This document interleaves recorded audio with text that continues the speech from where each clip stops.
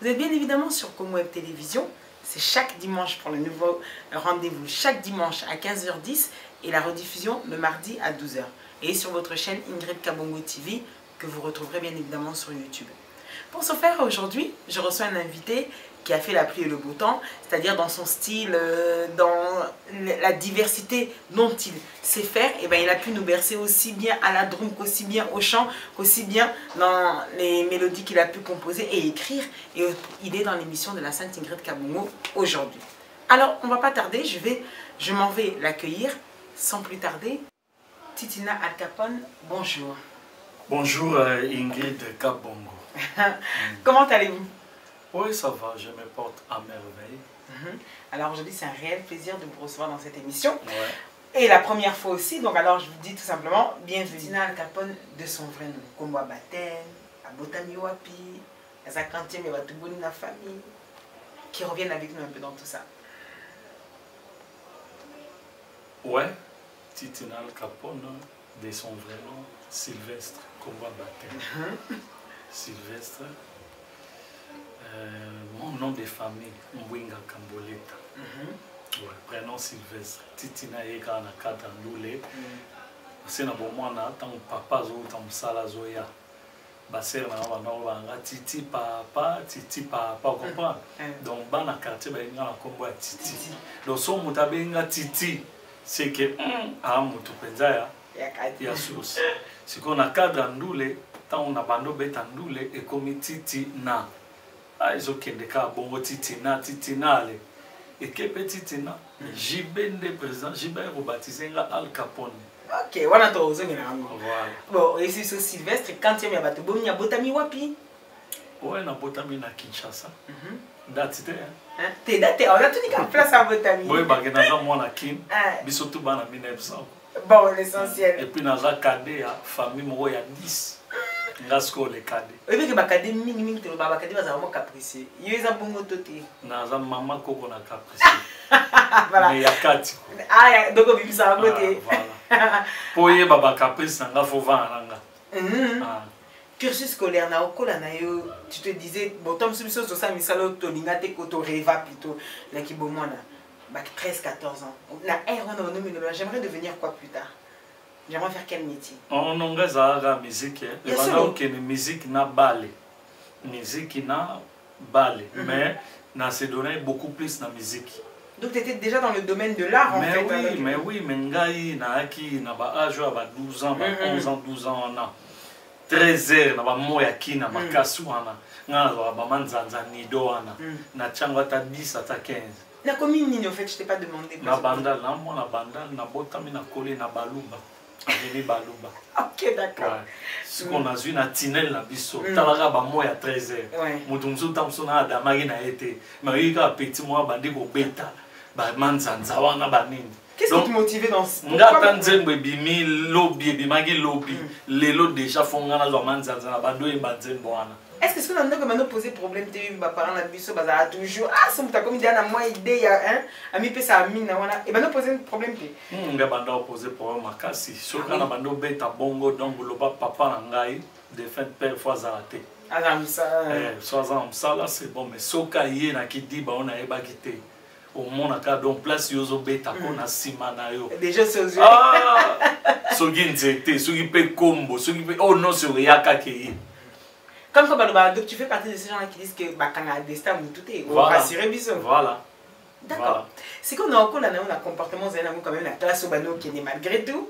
Vous avez une timide. Comment tu te comportes à l'école? La classe n'a pas de dérangère, tous qui nous retranchés. Nazalaki, disons, moutoumon a l'obagaté de nature. Ah, ok. Mais Nazalaki, maman, qu'on animateur. Ah. Par exemple. Dans la classe, dans la salle na primaire.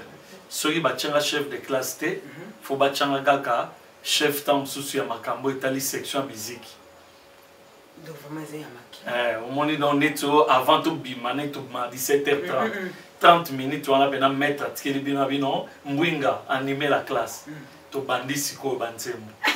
Au sentir pena biso yo bana pedos. On a ngali bosso na zo animer. Dégâts. Bon, c'est quoi dans le est-ce que Babano dit Maman Kamo, ça dans la classe, vous avez un comportement des aînés? Vous avez quand vous avez qu'à déranger tout le monde, enfin, à moins animation, quand on a parlé de ça. Même Nanda, on a lobby, Nazaka timide. Mais timide, c'est-à-dire, tant que mon payaye. On a la bombe, ma seke net, tout le monde a le baraté, on met titi. Il y a que boiter, maman, tantine, mais même dans le quartier, dans le quartier, dernière de ma tout molly. Bon, alors, en évoluant, c'est à quel moment, aux prises de conscience, il y a pour le bi, et ben, nous, déjà pendant l'école, à 13h, Yozo Betamo, ma casse, 12 13 ans. À quel moment, donc ça a pu t'arriver plus tard, où tu as pris la conscience, au Minobeli, que Titina, je veux devenir un artiste et vivre de ça. C'est cette conscience-là. Et il a eu à peu près quand? Et là, quand on a fait ta première concert dans le Bosso, c'était dans Bandal, dans Kiko Star. Kiko Star. Ouais. Ils ont dit orchestre, il y a Kumonoba. Tina Oloba, il y a Bandal, il y a Kimbondo. On a fait le 31 décembre, dans Kimbondo, à Kanga, Balabala, le Bosso, on a fait un instrument. Ache ba auto bien à Mandala là, tu go bache droit d'entrée ba côté ba yota concert Kiko Star. Première fois on a bête à dôme électrique. D'accord. Donc on a monté mais il déjà bien té dans autre banga que na soir ba dôme on a mon ngam na obeta. Mais esprit kaka donc tellement essentiel. Essentiel les kaka concert pe les cas partir on a mon abena que té fona kumba makambo série. D'accord. Et ça en 1983. Mais 1980, c'était le caca. Bon, c'est quoi alors le plus important? Il y a pourquoi l'amour de la drone? Comment ça t'est venu? Parce que même si vous avez pour en être aujourd'hui, là, ça dit, sauf Bobé, t'as une histoire, il y a des drummer, sauf au Kami 4, comme vous en avez 4, sauf au Kami 2 ou 1, on restera peut-être même qu'avec toi. Je dis bien ceux qui n'ont pas de qu'est-ce qui a fait? Qu'est-ce qui te motivait? Qu'est-ce que tu aimes dans la drone? Oui, mais dans cet instrument-là de percussion. Oui, oui, bien sûr, mais tu sais que quand quelqu'un savait que tu as la faculté belée, mais tu es titulaire, il y a un guitare, on a un peu homme orchestre. Preuve année que la réalisation de l'album, on a presque tout. On a bien épaulé,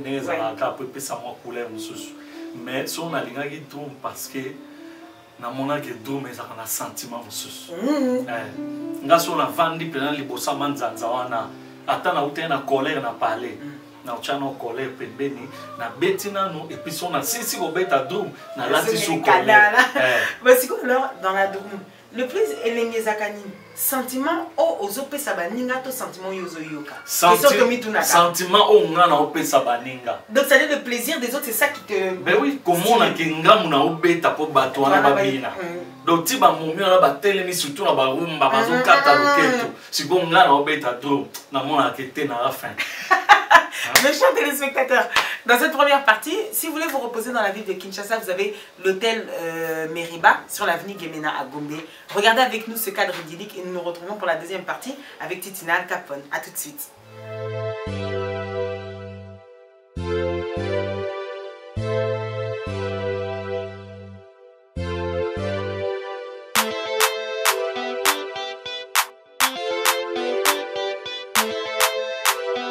Meriba Hotel, un cadre idéal pour toute catégorie de personnes. Ici chez nous, les clients heureux, avec deux chambres et de luxe, deux appartements avec Wi-Fi et un ordinateur portable à votre disposition. Une salle polyvalente pour vos fêtes, conférences, réunions, etc. avec une climatisation impeccable. Une piscine pour vos baignades et vos barbecues. Un service traiteur haut de gamme est à votre disposition pour toutes vos manifestations. Savourez le plat de notre restaurant. Chez Meriba Hotel, avec un service taxi, votre transport est assuré. Kinshasa Gombe, quartier Sosimat, avenue Gemena numéro 3. Cordial bienvenue.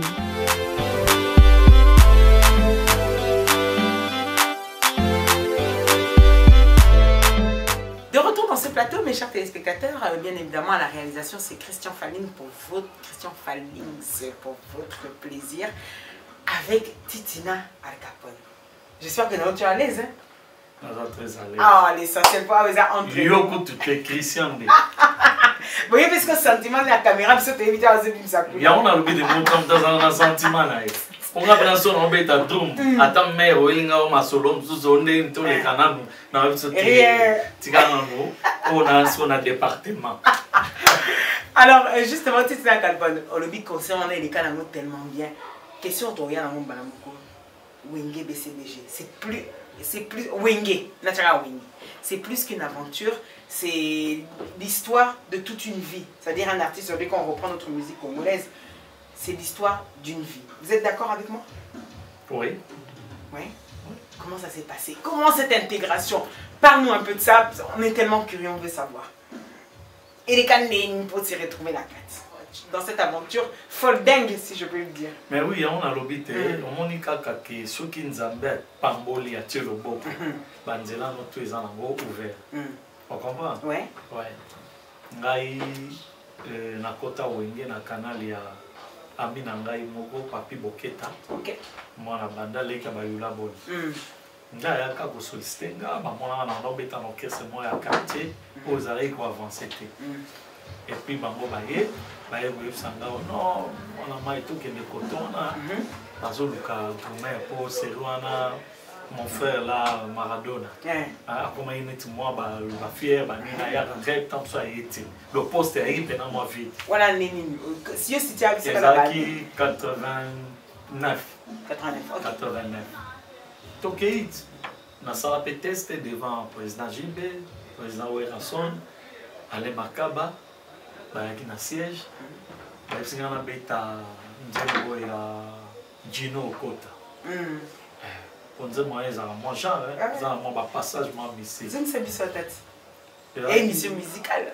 Mais tout mes attes sont tout mais na l'accent. Ah bah ça exactement je crois que c'est une musique. OK. Non test à tout. Il y a drum d'accord oui, excuse-moi. Ah et prochainement faut vous charger na drum na plateau, guitariste aille guitare.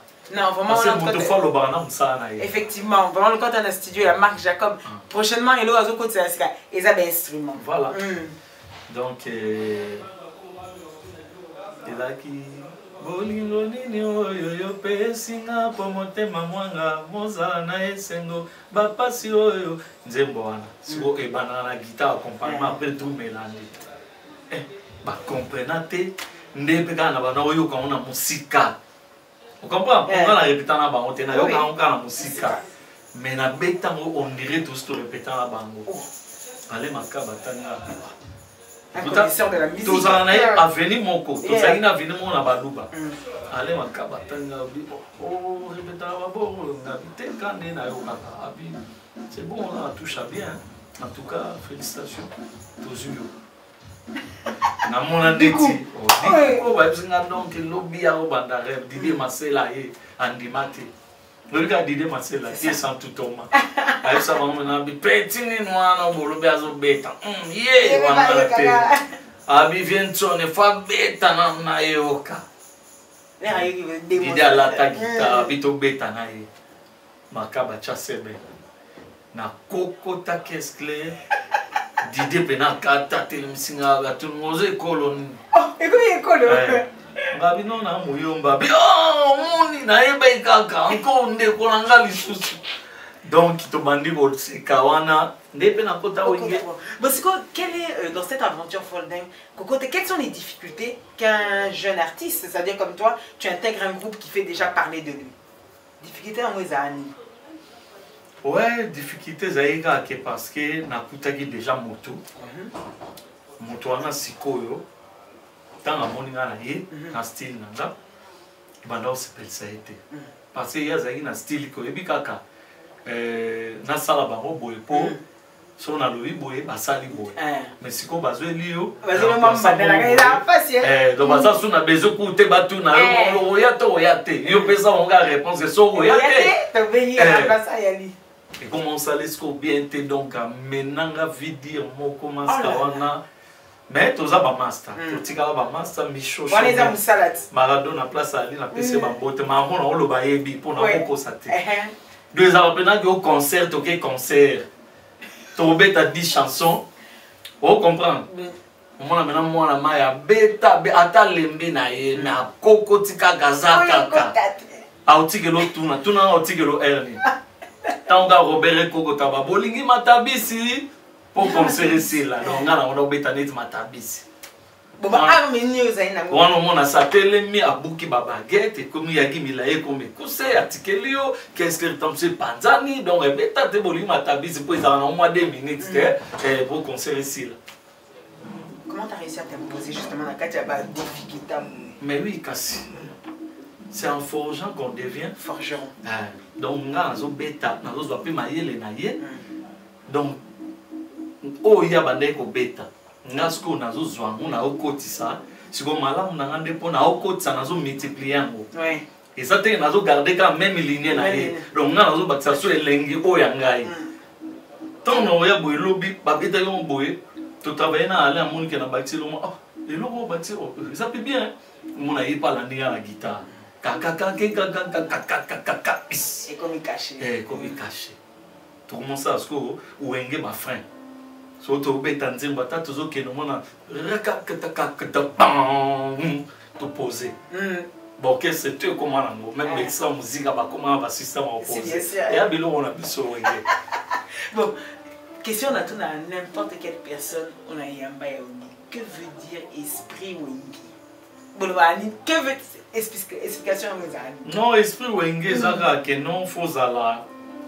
Esprit na yo mon akati d'abord. Parce que moi, na wengi, bah, mon est pas mbaté. On a déjà. J'aime cette phrase. Voilà. Moi, na wengi, bah, mon est là, tu vas resarana ote. Les années, tu vas bino esprit muta impère. Est-ce que tu bata impère tout balo baga qui bisotan mo buta zalaka rosana bisote vous comprenez voilà donc pour dire que bazagi esprit na ba mo boya impère net bisope to aki esprit na so wenge pour wenga zagina makamna ye on meurt on vit dans wengi voilà pour surtout tant to ya concert ata concert wana batuna batondité mais tant Robert Koko ta boire kaka dans 45 minutes plein no bino mo bromo na ba mi c'est bromo net bateau ba uti wapi bateau kumuya ba musoma ba billet sale pe plein ne boya ki avant bango ya un monde donc wenge zali institution donc ils a école mo bo non et un esprit nango. Est-ce qu'il y avait une bonne entente entre vous? Si ba ni wana tozuka avant peut-être séparation. Vraiment l'entente était bonne? Oui, l'entente était bien. Entre biso tout ba c'est ouais wenge akala. Le respect était tout ceci. Mais oui. Amour mutuel donc bolingo quoi kotala naka kobenga naka ezalaki mais par contre lelo ezali susu te pona ba jeune o ba eko intégrer wenge déjà lokola mwana mususu soko kuti côté mon boy kolinga to roboko la e pour akoya obepisa na bana. Bien sûr. Tu comprends? Très très bien. Voilà. Donc bana mususu lelo ba komi na ba wenge mususu bimi ba yena ba esprit ya ba division. Pour toi tu trouves qu'il y a plus l'état d'esprit du wenge ou bano bana ba esprit wenge yomone tikala to ezala aka? Non esprit wenge tikala na batu tel que ba biso d'accord ba dide masela ba le makaba le noyau dur. Voilà. Vous comprenez? Mais ba mususu ya lelo ba ose l'esprit wenge na ndenge ya mabe ba komi na ya kufinga na ya kusala mabe fara boue. Asali ne mutu mabe mais melami on est esprit wenge te. Esprit wenge le grand golbandi ni bon chic bon genre bolingo. Voilà. Titina, la séparation arrive aux années 97, je pense que les problèmes étaient déjà en avant. Pourquoi ton choix s'est porté chez JB? Question va tout dans autour. Bon, on est obligé de répondre. Bah, entre nous, en tout cas, c'est la réponse. Non, ceux qui sont en réseau qui portent pas JB Piana, c'est parce que dans le moment où on a JB Piana, ça là, il ça bon. D'accord. Vous sortez déjà de Feu de l'amour. Parmi administrateurs, on a pour ça l'album, on a pour ça la Fête de l'amour. Et que tu as eu un voyage en préparation à Fête de l'amour avec M. Simon. Oui. Ma passeport, tout ça là qui pas JB pas avec qui. Mais dans la bataille déjà la carte. Que vous les kamiki, les séparations, ce que est précis. Ils sont ok. Oui, non, c'est sûr qu'on va là où déjà tout est déjà presque organisé. Voilà. Donc c'était juste un choix stratégique, on va dire, professionnellement parlant. Oui. Parce que dans le moment où on a pu travailler dans Alain Makaba. D'accord, oui. Et Alain Makaba, j'étais obligé de faire pour ne pas trahir l'école. Oui, bien sûr. Voilà. Ok, bon, la réponse en tout cas elle est claire, nette et précise. Le boy qui est choix professionnel. Et moi, affection à Alain Makaba. Mais tu sais, il y a eu, en partant, il y a eu, c'était quel Zénith? Bobetaka concert Moko, après, il y a eu Zénith. Oui. En ayant, quand tu réfléchis aujourd'hui à un artiste, peu d'artistes, même ici des artistes, il y a Europe, artistes, qu'on soit chanson, il y a Kobeta, ces grandes salles mythiques. C'est-à-dire que surtout ça, les listings dans la basse, les États-Unis, en Europe et tout ça, ces grandes salles reviennent toujours. Qu'est-ce que ça fait à un artiste comme sensation de se dire aujourd'hui, je vais aussi me produire dans ces grandes salles? En tant qu'artiste, en tant qu'humain, en tant qu'artiste qui est un être humain avant tout. Oui, mais... Sensation ou pas vivre non, moni eza belo mongo na carrière ya moto. Ouais. Il faut eza. Sont artistes. Na parcours na obeta ba salle mythique, c'est que tu n'es pas un bon artiste. Moninga ne naza. Na beta Zénith, na beta Olympia, na beta Bercy, na beta ba Aqua Boulevard, ba Mutualité, ba Bataclan o lelo ba sali ba tanta. Donc ce qui est na Bataclan ba bibiselio ba Panares ba groupe beta, au monde na Wenge beta, au monde na pe quartier là même na Kofi Ngape na na kati. Donc on a participé à la Bataclan, on a pu faire foutre en rate à ma Bataclan. Mais oui, pour la bêta, peut-être au côté de ça, donc dans la vie artistique, il faut obéir à la salle mythique. Et ça, la salle, tu as dans le studio. Il faut qu'on tape un grand studio. Pour y penser bouillon. Pour me soigner, suicide on a kin, batindi message. Non, faut y appeler qu'on y a nengue à banor. Ou y obéir à nengue à drum ya awa. Que grosse caisse que nous on y a ta awa coup. Mundele kuna zo ça que non ils ont combattu. Ah oui. En tout cas, merci pour la réponse. Au combat biso likolo, quand on a droit au combat biso likolo na Titanic, les gens se retiennent toujours, Baninga toujours. Tu vois, la musique, on a assez. On sait que c'est fait par la guitare, c'est fait par la drum. Ça veut dire que quelle est la chose qui peut motiver un artiste à se surpasser? Si public est yoka elengi aboué. Je reviendrai sur ta chanson, la Titanic, mais qui a été plus interprétée par JB, non? C'était plus JB. Le titre, rappelle-nous, pour pas qu'on se trompe, c'était... Titanic, Nachaki. Si la ndembo est sur la skobakanga portail, voilà. Ah, des titres qui m'ignorent. Comment va? Non, comment va, mais elle est plutôt. Voilà. Titanic, Nachaki. J'avais noté. Tour Eiffel. Tour Eiffel. Tour Eiffel, oui. Tour Eiffel. Anne-Marie, Amia, Angèle, Yamela, Locola, Maïa, Vinoya, Sabatumi, Bébé, Baté, Zanzemanga. Tour Eiffel. Les Zanzemanga, après ça va chanter, pour chanter, il fallait bailler. Et l'écriture, en fait, ça veut dire que c'est censé être un artiste complet, savoir écrire. Pour ceux que toi tu n'interprètes pas vraiment. Mais oui.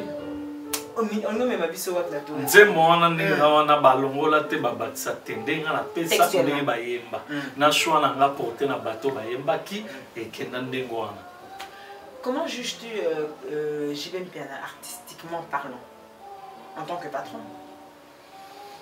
Oui, artistiquement parlant. À ça la boulot est bien. En tant que patron, c'est-à-dire est-ce que Aguida bien en tant que patron? OK. On a une question à piège, on a vraiment, non. En tant que patron, je diriger le groupe bien. Parce que, bref, année que tu es là, BCBG existe. Ce qui existe à des temps, c'est l'Okoufa déjà. Mais c'est un bon patron. Mais, et là, quand on sait que Ayokaka, Bamisien, tout. Mais vous dites ça, tout le monde dit ça, mais depuis la nuit des temps, vous avez changé à Kati. Non, on a un lobby. Tout le monde me dit ça, oui, quand on a émission, toujours. Oui, mais on a un lobby sikoyo. On a le monde qui les nets, autant sur le bateau. On a ça, les nets, j'ai même bien un vrai patron. En tout cas, on a le travail, on a un social. Sur les camps, mais na musika parce que BCBG a groupe na zata na zate na yoka ba biloko to yoka peke ba nungu ba misebo ba lolela yesko en tant que papa en tant que président faut aller avant na ba musicien au monde soza patron na lupa on a yo linga yoka ta sentinelle yoka ta sentinelle papa chamboni lobby batuni bango lukanga. Vous comprenez? Les gars retournent à ta sentinelle. Pourtant, nous sommes là, ils ont seulement bien, mais bah bomba ils voyaient ça pour bah ils ont la kanda.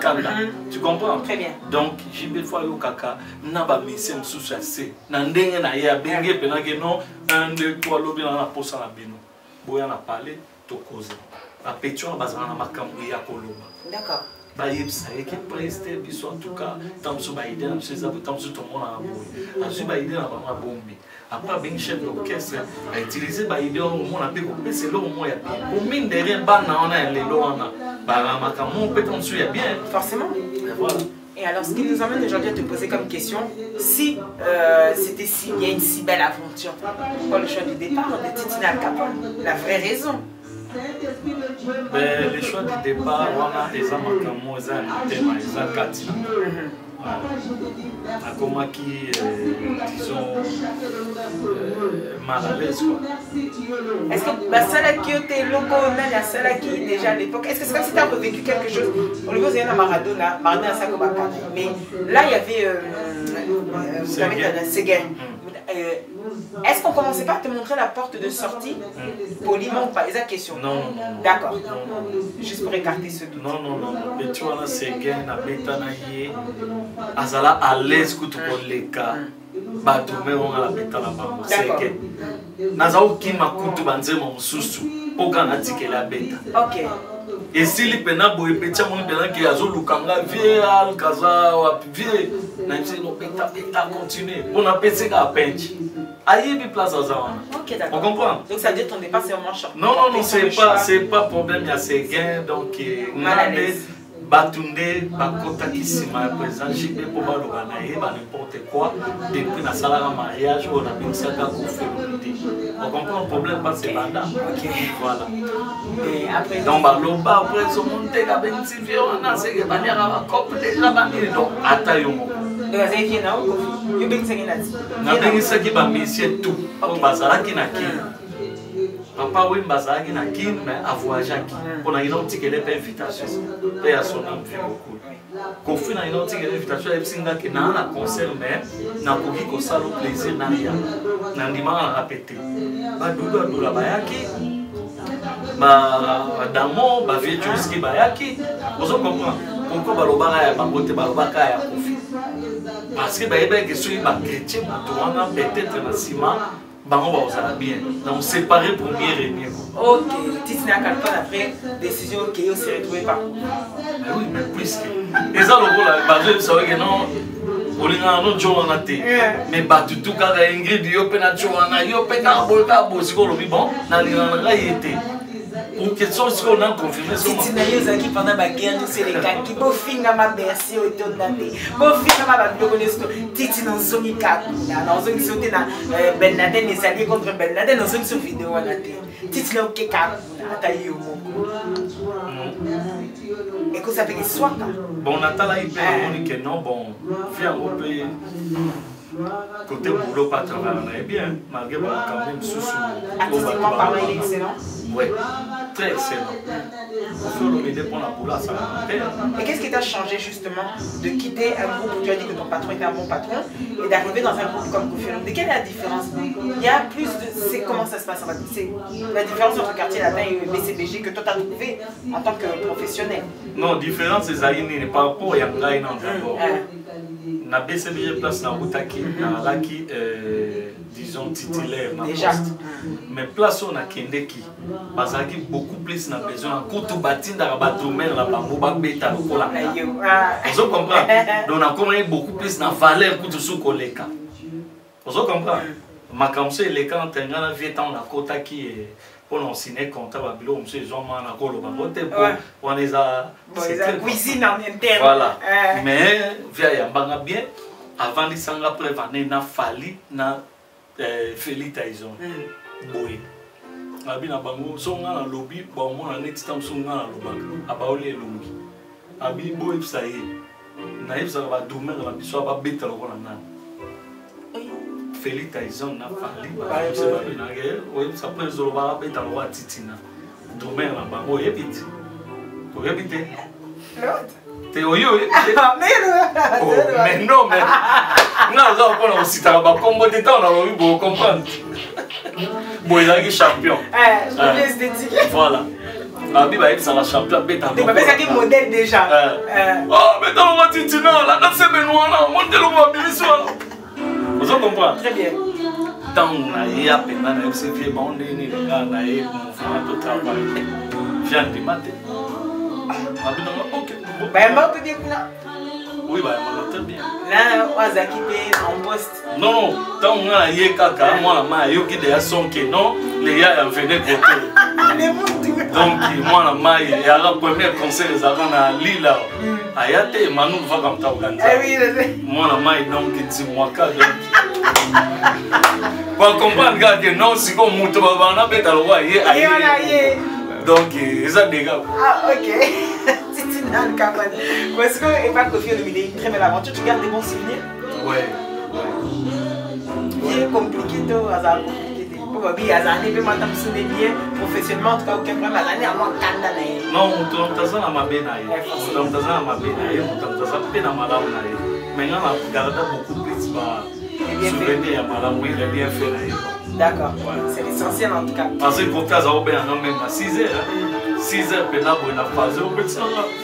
Donc, à 8 heures, moi, ça, tout le monde a parlé. Vous soyez peut-être excellent, vous va donner. Oui, donc, au moins, on a la bouquille. Ce soir, vous avez bien la carte à nous convoiter, nous l'esprit, vous avez pas dit non, ce point. On sentait que là, c'est que la souci que là, on a pu pas trop. Non, les autres questions, Robin, on m'a pas tenté, mais les autres questions que moi, on a dit au Sosoki, à quoi on est dans ma parent. Elle peut évoluer artistiquement. À l'Ukapé, moi, si quand on a envoyé 500, 300 ils ont qui est dans l'Aku, 200 ils ont qui est dans la maison. C'est comme ça. Ok. C'est un bisou bagom. Parce que nous avons un gars qui a un jour on vend un gars pour nous un salaire tant sous à $300. Et comment moi passer? La photo est vraiment claire. Non, c'est clair. Nos comédies. Album au ouais. On a eu ça, nos comments. Ça là qui n'a pas eu fallu pour pas qui est rosé. Je viens de rappeler mon père au pays. Tu aimes ça, l'échange de style, enfin les featuring, apporter quelque chose dans un album, c'est important pour toi? Oui. Oui, c'est important. Oui. Et est-ce que c'était pas difficile pour toi aussi de te dire que Batoubaye Banga, même si tu as mis des chansons composées par des c'est ça des succès, tu as fait. Est-ce que c'était pas difficile que l'on a mis sur Batou, l'image à ton mère, maintenant chanteur, c'est pas difficile? Des fois, comme moi, pas gênant, mais c'est difficile on dit ça mon tout la cause à sa belle voix, mais c'est difficile on dit ça mon tout j'étais chanteur dans la commune et que j'étais drummer dans la commune. Na ba congolais déjà difficile. D'accord. Moi na mindele, c'est très facile. Très facile. Na pris ce exemple moko, Yannick Noah. Yannick Noah, Azarana. Lui était tennisman. Voilà, les lois comment chanteur confirmé, d'ailleurs ils vont dans les 5 meilleurs premiers en France. Soga Sali concert ils aura déjà donc ba billet déjà vendu plein. Pourquoi? Parce que Mindele va soutenir et loko ya dimé ko sala. Les biso quand on le biwana. Monta mona ka ke publicité mon titina boya obeta na samedi place boy. Mutu déjà ka yebo congolais quand on affiche à mon ah oyemba ni ah kama chom susu. Avant on beta ni tunguna ta oyemba. Parce que ba mesani na voilà. Oh, faut que ça monte, peu chance.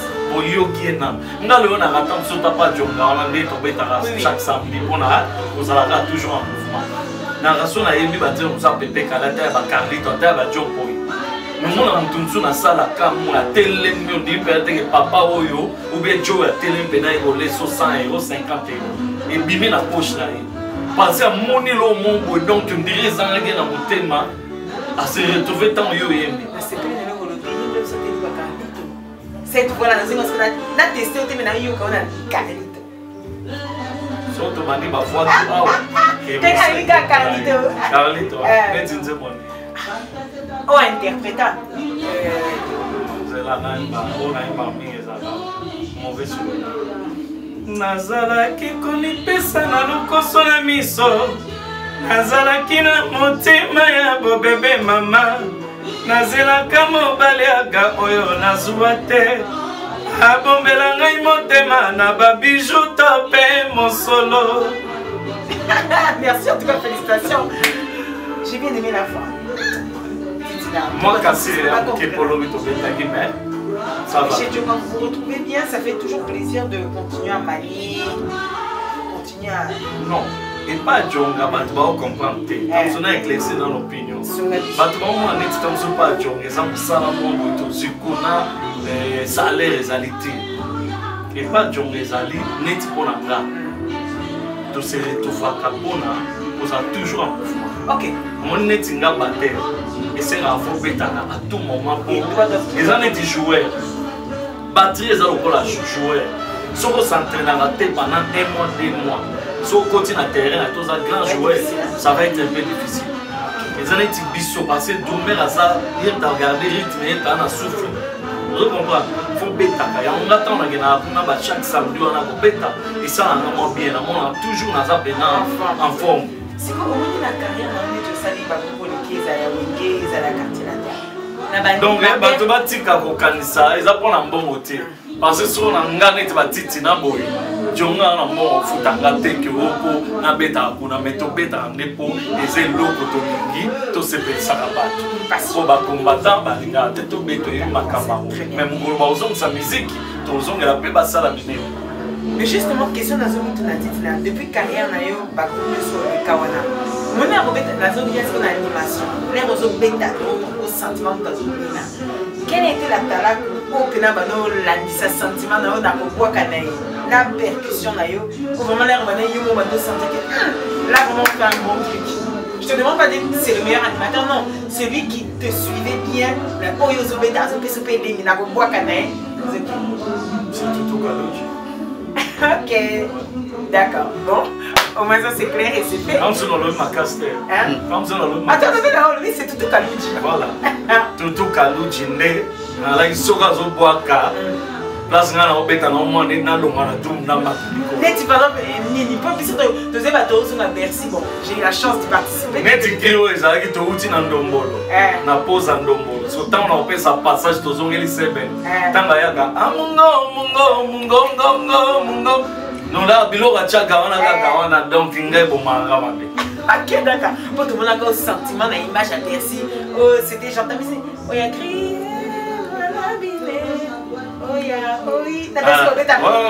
wana eza bakili normal mais oyo nayebisi oyo soki tutu Kalouji aza wana na bageste ka asalaka donc nasesandaka mpena nazobeta tout malaise ke animateur azobwaka motu to azorespecte nini biro aujourd'hui qu'est-ce qu'on doit attendre maintenant de Titina Kato? Qu'est-ce qu'il prévoit pour nous? Pour te battre jusqu'au décembre bientôt, donc en 2019 il a prévu comme on a fanatique. D'abord pour la chaîne, pour l'artiste, Titina, nous avons prévu une salle locale. Il y a son, il y a enregistrement. Très bien. Donc nous allons appeler dans le pour ça va tourner. C'est important, ça c'est bien. Parce que tout n'a rien retour. Donc ma chaîne c'est leur formation, voilà, c'est leur air. Pour que ça peut faire ça. Pour les noms même dans l'église, sauf que même l'église est allée. Sauf que les domaines à Barazo Beta, Baraga toujours la image à Titina. On Beta on est différent à Al Capone. Comprends? Pourquoi pas faut jouer Bango Kolatsa Bango Kotatsa Bango Mabé à tout mais Nini Namalam tout ça. Nini n'a pas parce que Doumé a cassé oui. Doumé d'abord, voilà, Rumba faut pas comprendre, mais Doumé a un réglage d'ango. Oba Doumé mingi le loba et réglage à Doumé. Et ça le la guitare, faut accorder Doum. Mais le loba Doumé mingi n'a pas le tour na ekaka régler na caisse claire ba régler na ni ba éviter. Na ba o minene o yo yebi. Vous comprenez? Zoba Doumé se poser mon ba question, tourner caisse claire ba régler na note ni. Ah oui, c'est au moins comme bon, biso beta gaga te. Tout bien à la réglage. Et alors on a dit caméra et la réglage. Ah oui, ça c'est sûr. Voilà. Sauf Christian a réglé ma belle à 4 aussi, c'est son gars et tout caméra. Voilà.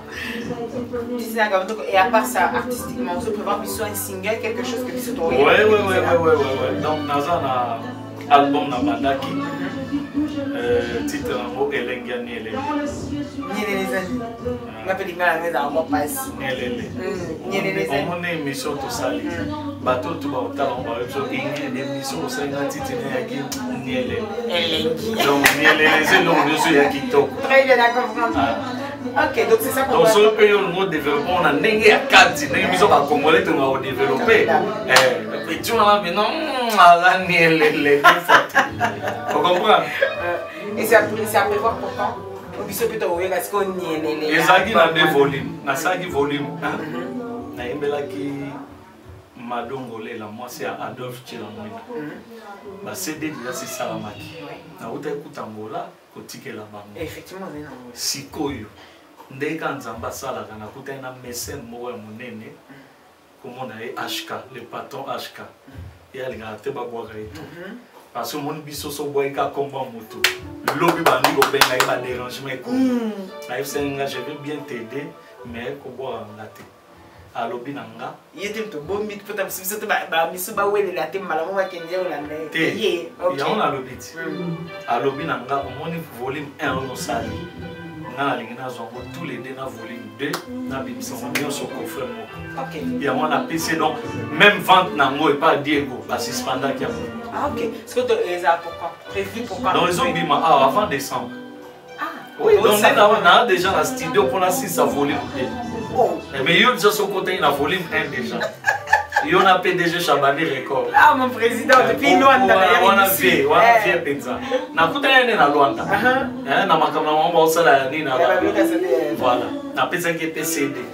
Donc CD on se trouve au compte ça on a volume 1 à 2 nous sur coffre moko et bima mama. OK, Tozo Zewana, qu'est-ce que tu pourrais donner comme un petit conseil à un jeune artiste qui se regarde et qui s'est identifié à toi? Toi en tant qu'artiste, un conseil qui a un artiste enfui, je veux dire qui a peur, il y a Kobima parce qu'il y a eu des avantages à la musique. Si tu dois lui donner un conseil, c'est ce que je veux dire. Non, conseil est attaqué. Sokolini et l'autre, il faut affronter. Il faut ça mettre musique. Ceux qui ont la musique, ils paient ça d'abord et l'autre va linger. Parce que la musique, ceux qui ont linger, là c'est autre chose. Mais tout le temps, il faut se donner à fond. Okay. Malgré la critique à Batu, et tout. Et puis, ils ont besoin de Lukanda. Même dans Canada, il y a une émission où ils ont ouvert la musique. Ok. Aïe, tout travail. Et ils sont guitaristes, ils ont police à Bissap. Ils ont des PC, des taboutés, voilà mes chers téléspectateurs de votre émission Entre nous. Bien évidemment, nous sommes dans les studios de Marc Jacob. À la réalisation, c'est Christian Fanning pour votre plaisir. Dans cette dernière partie, la partie entre nous, Titina, tu as mis la poste à Yoyeba. Qu'est-ce que tu fais de ton temps? Ceux qui ont composé, ceux qui ont la Djongate, qu'est-ce que tu fais de ton temps? Qu'est-ce que tu aimes faire? Nous avons parlé, nous avons l'information, nous avons mis l'information. D'accord, BFM, tout ça. Ouais, surtout BFM. Ah, BFM a l'information, ils ont marqué la même, on a tombé la soupe. Oui, bon, même pas BFM, nous avons M6 Wana. Ouais. Et puis, nous avons une information, nous avons une information au Congo, on a vu les Boka, tout ça. Donc, voilà. À part pour un papa responsable, à part Botika Bana Chik, pour s'occuper de la Bana. Et puis quand ils ont contrôlé les devoirs, oui, tout bien ça. Sûr. Voilà. C'est tout un train de la moussa là. Et qualité au milieu, bakalamo ezali. Ato aussi quand tu as autocritique. Qualité au milieu, bakalamo c'est laquelle? Si tu as une qualité à lui donner, il y a une qualité on a mon ami. Attends moko. C'est difficile de se juger. Que nous avons respect, respectueux. Des faux mots. Des faux mots qui n'a qu'à la colère Nous avons dû à caprice. Nous avons colère, ma casson a oublié les cambona, il faut na luko kaka, on a yé ça yo. Et puis so a yé so pemba mon moté mekiti. Dans la bombe. Ata oye bisinga li kambo bina nga bomba ko yé ça puta moté. Nga na mwana neti dombo so tuba ngai. même bande on a ba ebinga so likambo eza même na kin ba yebsa nga directement ti OK on a fâché ma be ba ebi ndenge ba lekaka ti ko makena na zwango ko na maîtriser parce que so nga direct ko na ko ke luka Christian pe boye na ebisi et puis to silani pe ya ko bunda te to silani pe après kanda pe silo pe to mona pe to pesa ni mbote moi je suis comme ça d'accord regarde ranking na thématique ton plat préféré mon plat préféré Taki Madez.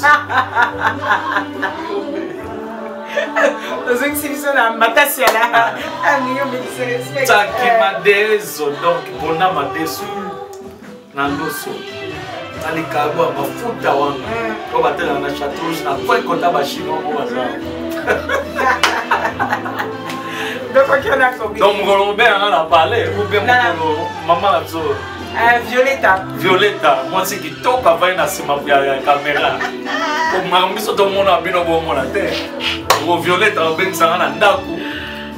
Frère na ngana olia ala melanga pono bien pona manesu qui top. OK d'accord.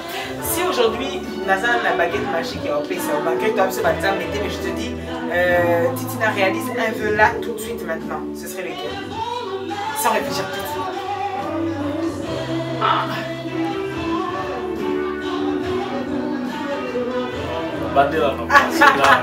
La mission qui est dans la baguette magique, il y a un peu ça.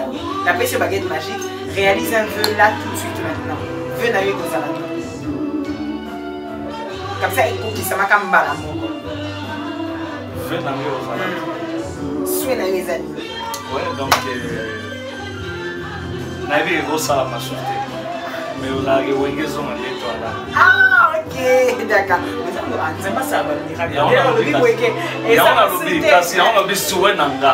So il peut n'en zamba, d'un zamba ça va miracle. Wenge zona nenge to alaka. Wenge oyo, voilà.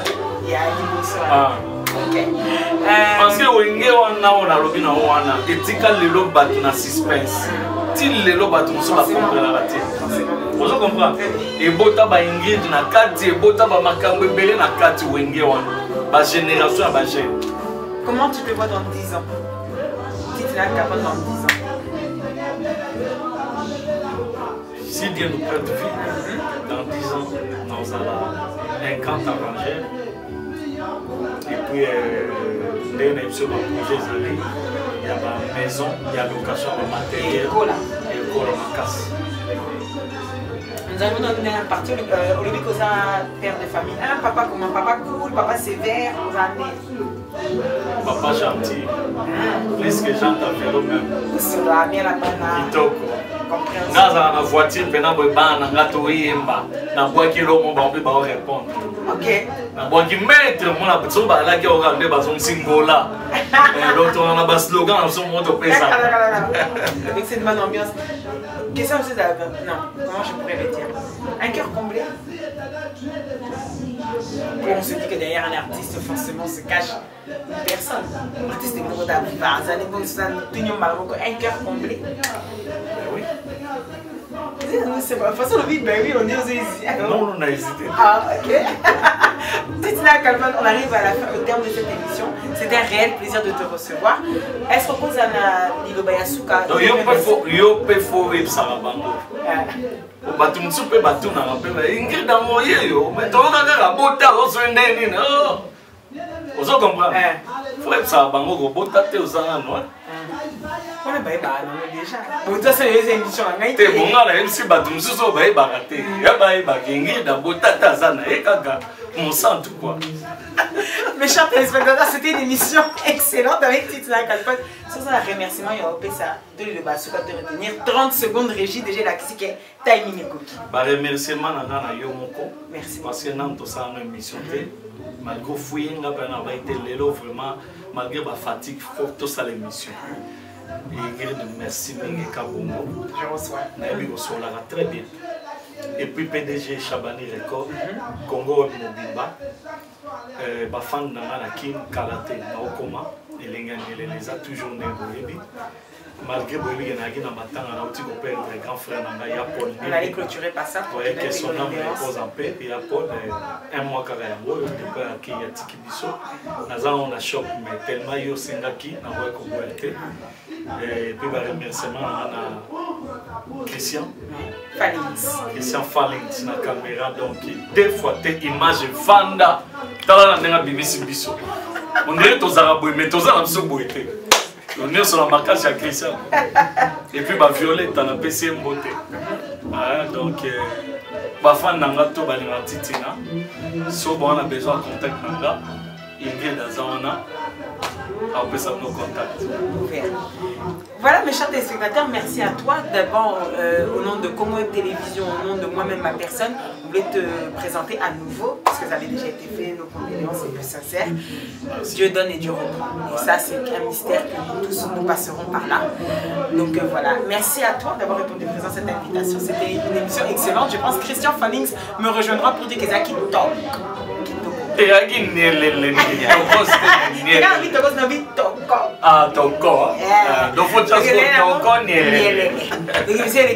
Très bien. Merci à vous tous de nous avoir suivis. Mon président Gabriel Chabani Record. À toi un gros bisou. Mandeke. À toi aussi derrière, comme d'habitude, nous la Sainte Ingrid Kabongo. Retenez à chaque dimanche à 15h10. La rediffusion le mardi à 12h. N'oubliez pas que tout ce qui s'est dit ici, dans votre émission avec la Sainte Ingrid Kabongo et Titina Al Capone restera entre nous. Entre nous, ciao.